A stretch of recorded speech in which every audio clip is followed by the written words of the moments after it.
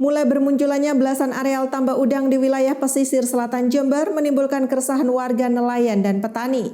Limbah tambak udang yang tidak dikelola berpengaruh besar terhadap menurunnya hasil tangkapan ikan maupun kerusakan pada lahan pertanian tanaman pangan.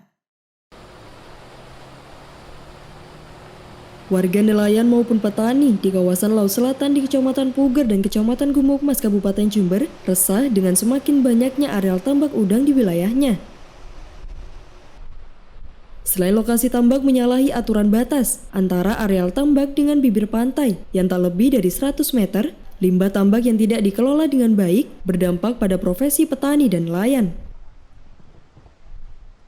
Limbah tambak yang dibuang ke sungai dan pantai sangat mencemari lingkungan, sehingga berpengaruh besar terhadap menurunnya hasil tangkapan ikan para nelayan. Hal serupa juga dikeluhkan kalangan petani yang memiliki lahan di sekitar tambak udang, yang mengaku lahan pertanian tanaman pangan rusak akibat keberadaan tambak udang ini. Ini gini Pak, masalah tambak yang mulai bermunculan di pesisir pantai Pak. Jadi dengan munculnya tambak-tambak itu Pak, merugikan jelas Pak terhadap siapa? Nelayan dan petani. Nah, dari faktor apa? Ya karena limbahnya dibuang ke sungai dan ke laut. Nah secara otomatis Pak, kalau sudah dibuang di laut tercemar, nah daripada reket pembuat terasi tidak ada, ikan plankton itu tidak ada. Nah, jadi hasil tangkapan nelayan itu menurun drastis setiap harinya. Jadi dari sektor perikanan atau nelayan, dari pertanian Pak, kalau dibiarkan ini Pak, kincir dihidupkan, kena angin, uapnya itu mengganggu daripada pertanian. Bahkan itu yang utara, Desa Mayangan 100 hektar Pak, namanya lahan dacalan, asin Pak.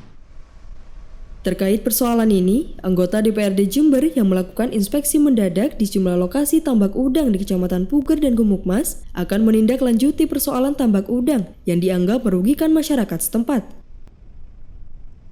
Ada temuan bahwa batas itu sudah melanggar terhadap Perpres nomor 52 terkait dengan batas sepadan pantai yang harus 100 meter itu tidak sampai 100 meter, itu menjadi pelanggaran.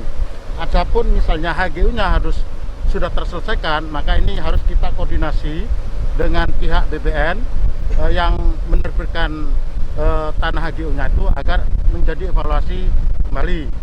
Lalu yang kedua, PT Marina juga ada kesalahan yang fatal bahwa limbah dari proses tambaknya itu dibuang ke pantai tadi, ke laut. Itu kita melihat sendiri dan Pak Tris tadi mengikuti dan juga langsung melakukan update datanya ya di foto tadi ya. Ini yang dipersoalkan adalah persoalan IPAL. Kita jujur regulasi sanksi itu ada di eksekutif. Nah, artinya pihak-pihak terkait ya dari Dinas Perikanan yang menerbitkan izin, kalau itu nanti ada pelanggaran yang fatal dan mengganggu kepentingan masyarakat, maka untuk ditinjau kembali dan bila perlu dicabut. Selain persoalan limbah, anggota DPRD Jember juga menemukan adanya dugaan belasan tambak di pesisir pantai selatan ini belum mengantongi izin budidaya perikanan. Dari Jember, tim liputan mengabarkan untuk KJTV.